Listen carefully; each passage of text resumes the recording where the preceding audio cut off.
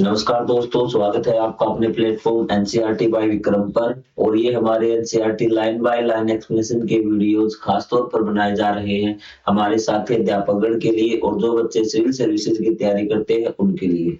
तो यदि आपको कंप्लीट हमारे प्लेटफॉर्म के बारे में जानना है तो एक बार हमारे चैनल पे आप इंट्रोडक्शन वीडियो जरूर देखें। तो आपको कौन-कौन से सब्जेक्ट कहाँ पर उनके वीडियोस मिलेंगे, आपको कंप्लीट जानकारी इंट्रोडक्शन वीडियो में मिल जाएगी।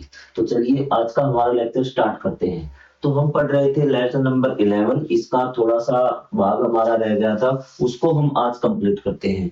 यदि आप कंप्लीट पढ़ना चाहते हैं तो चैनल के प्लेलिस्ट वाले सेक्शन में जाइए, वहाँ पे आपको कंप्लीट बुक की एक्सप्लेनेशन मिल जाएगी लाइन बाय लाइन। तो देखिए आज हम पढ़ेंगे 11.8 हमारे उपयोगी संसाधन कि संसाधनों के बारे में हमने पढ़ लिया था, नवीकरणीय, अनवीकरणीय, आपके प्राकृतिक संसाधन और मानव निर्मित संसाधन। अब हम पढ़ेंगे किस प्रकार से हमारे लिए उपयोगी है। यह भूमि और सूर्या के लिए अपनी अज्जी के घर रोमांचक छुट्टी के बाद घर लौटने का समय है कि जो बच्चे छुट्टियों में गए थे अपनी दादी के घर वो घर लौटने वाले, जैसे हम अध्याय पढ़ रहे हैं। उनकी अम्मा उन्हें लेने के लिए आई है। भूमि और सूर्या ने अम्मा को बगीचे में उग रहे सागों के पौधे दिखाए और वे सूखी मिर्चें दिखाई जो अज्जी ने उन्हें घर ले जाने के लिए दी थी। जब वे नगर पहुंचे तो उन्होंने आसमान के रंग और हवा की गंध में बदलाव देखा। यहाँ बहुत कम पेड़ हैं। जब वो वापस गए अपने शहर में तो जब वो आए अपनी अज्जी के घर थे जहाँ पे बहुत सारे चारों तरफ पहाड़ियां थी, पेड़ पौधे थे, तो उन्होंने बदलाव देखा। यहाँ की हवा की गंध भी अज्जी की घर की हवा की जितनी अच्छी नहीं है। उन्हें वाहनों से निकलने वाले धुएं की गंध आ रही थी। वायु प्रदूषित है। अम्मा कहती है हाँ, हम जब वाहनों में जीवाश्म ईंधन का उपयोग करते हैं, जब आप गाड़ियों में जीवाश्म ईंधन प्रयोग करते हैं ना, तो धुआं उत्पन्न होता है। आजकल ऐसे वाहन उपलब्ध है जो प्रदूषण कम फैलते हैं। ऐसे वाहन आपके आ चुके हैं, जैसे मैंने आपको बताया था इलेक्ट्रिक वाहन है, सीएनजी वाले वाहन है जो कम प्रदूषण फैलाते हैं। उदाहरण के लिए विद्युत वाहन जो किसी प्रकार के धुएं का निष्कासन नहीं करते हैं। तो लोग इस वैकल्पिक वाहनों को अपनाने का प्रयास करें कि लोग धीरे-धीरे क्या है आपके वैकल्पिक वाहन की तरफ जा रहे हैं जो प्रदूषण आपका कम फैलाते हैं। क्या आप वायु प्रदूषण को कम करने के लिए उपलब्ध विकल्पों की सूची बना सकते हैं कि आप क्या करेंगे? ये चीज़ आप क्या बता सकते हैं वायु प्रदूषण कि हमें प्लास्टिक वगैरह उनको जलाना नहीं चाहिए।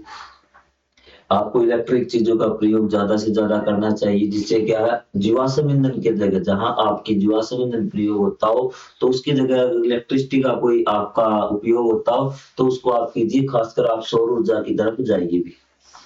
हम अपने जीवन में कई प्राकृतिक संसाधनों का उपयोग करते हैं। आइए कुछ संसाधनों की पहचाने जो कि क्रियाकलाप 11.6 को पूरा करेंगे हम इसमें। तो ये देखिए यहाँ आपको दिया, आइए उपयोग किए गए प्राकृतिक संसाधनों की एक सूची बनाएं कि आपने कौन-कौन से प्राकृतिक संसाधन उपयोग किए। अपने दैनिक जीवन में आपके द्वारा किए जाने वाली गतिविधियों की एक सूची बनाइए और उन प्राकृतिक संसाधनों को लिखिए जिसका उस गतिविधि के संचालन में प्रत्यक्ष या अप्रत्यक्ष रूप से, प्रत्यक्ष आपको होता है सीधे तौर पर प्रयोग करना, अप्रत्यक्ष मतलब आप इनडायरेक्टली उसको यूज करते हैं। मैं भी आपको समझाता हूँ प्रत्यक्ष और अप्रत्यक्ष कैसे। तालिका 11.4 कुछ गतिविधियां जो पहले से भरी हुई है उनका अनुसरण करके आप रिक्त स्थानों की पंक्तियां, जैसे आपका कपड़े धोना में, कपड़े धोना में आप क्या यूज करते हैं? पानी। मिट्टी के खिलौने बनाना में आप क्या प्रयोग करते हैं? मिट्टी। जलाने के लिए लकड़ी एकत्रित करना, आपके पेड़ पौधे आपके हो गए, पेड़ पौधे हो गए ना। पतंग बनाना, पतंग में आप क्या क्या चीजें आप प्रयोग करते हैं? तो पतंग बनाने में आप कागज यूज करते हैं। कागज आपका क्या अप्रत्यक्ष रूप से आपने यहाँ पे देखिए, यहाँ पे कपड़े धोना में पानी आपने डायरेक्ट यूज किया था, कोई बदलाव नहीं पानी में। लेकिन आप क्या करते हैं कि जो अप्रत्यक्ष रूप से जो पता है सॉरी क्या कहा था, कागज, कागज आप प्रयोग करते हैं। कागज क्या है कि पौधों पौधों से कागज बना है, तो अप्रत्यक्ष रूप से आप पौधों का ही प्रयोग कर रहे हैं। जल पान करना, आप पानी प्रयोग कर रहे हैं। और कोई भी चीज खाना बनाना, तो खाने बनाने में आप क्या क्या चीजें प्रयोग करें, वो सारी चीजें क्या प्रकृति से हमें प्राप्त हुई है। इस प्रकार आप बहुत सारी चीजें ऐसे लिख सकते हैं। आपने कितने प्राकृतिक संसाधनों की सूची बनाई? अपनी सूची की तुलना अपने किसी मित्र की सूची से करें, अपने और किसी दोस्त ने देखी कि उसने किस प्रकार की सूची बनाई है। आप अपने मित्रों और प्राकृतिक संसाधनों की सूची बनाए जिनमें कई का उपयोग हम प्रतिदिन करते हैं। ये संसाधन जल का प्रयोग, वायु, श्वास लेना हम वायु का प्रयोग करते हैं। मृदा, आप गुब्बारे फुलाना, इसमें तो आपका हो गया पौधे और जंतुओं से प्राप्त होने वाले भोजन भी। आपके दूध पीते तो दूध आपने कहां से प्राप्त किया, आपके वो प्राकृतिक चीजें है ना, तो वही भी आपके हमें ये संसाधन प्रकृति से मिलते हैं और हम अपने उपभोग के लिए इन संसाधनों से वस्तुएं बनाते हैं। जैसे आपने पनीर खाया भी, तो आपने क्या लिया, दिया तो दूध था, लेकिन आपने उसमें परिवर्तन करके क्या बना लिया, पनीर बना लिया।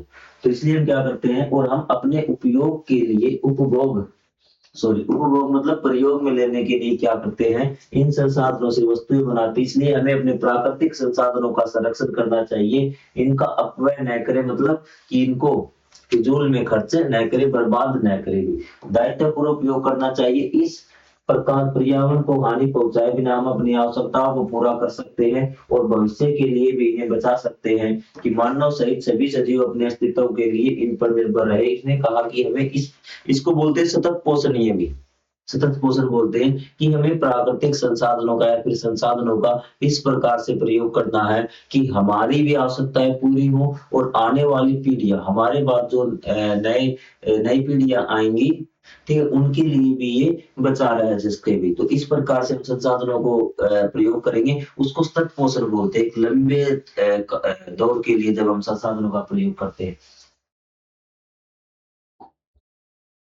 पृथ्वी प्रत्येक मनुष्य की आवश्यकता की पूर्ति के लिए पर्याप्त संसाधन उपलब्ध कराती, लेकिन प्रत्येक मनुष्य के लालच को पूरा करने के लिए नहीं। ये कहा था विचार आपके गांधी जी ने। इसने कहा कि अगर हम ढंग से प्रयोग करें ना, तो हर एक मनुष्य की आवश्यकताओं की पूर्ति के लिए संसाधन पृथ्वी पर उपलब्ध है। लेकिन यदि हमारा लालच है ना, वो पूरा किसी का नहीं होता है, ठीक है। अगर लालच के उसमें हम बहुत अधिक प्रयोग करना स्टार्ट कर देंगे, तो आने वाली पीढ़ियों के लिए संसाधन नहीं बचेंगे। लेकिन अगर हम आराम से इसको बढ़िया तरीके से प्रयोग करते रहेंगे, तो संसाधन हमें, हमारी आवश्यकताएं भी पूरी हो जाएंगी और आने वाली पीढ़ियों के लिए भी ये बची रहेगी। तो ये था आपका शायद अध्याय यहाँ पे समाप्त हो गया होगा।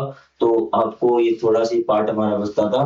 तो आपको ये अध्याय कैसा लगा? अगर आपका कोई डाउट है तो आप कमेंट में पूछ सकते हैं। तो मिलेंगे हम अगले अध्याय में, तब तक के लिए जय हिंद, जय Bharat, thank you very much.